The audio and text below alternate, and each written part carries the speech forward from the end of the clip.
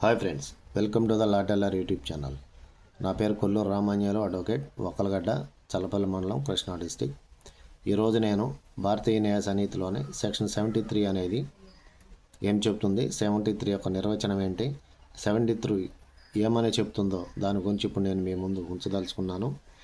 Printing or publishing any matter relating to court proceedings without the permission of the court. అంటే ఈ లైంగిక నేరాలకు సంబంధించి కోర్టులో ప్రొసీడింగ్స్ జరుగుతున్నప్పుడు కోర్టులో ప్రొసీడింగ్స్ని ఏమైనా కానీ పత్రికల్లోనే కానీ సోషల్ మీడియాలో కానీ కోర్టు పర్మిషన్ లేకుండా పబ్లిషింగ్ చేస్తే దాన్ని చట్టరీత్యా నేరం అవుతుంది. దానికి చట్టరీత్యా శిక్షార్హులు అవుతారు.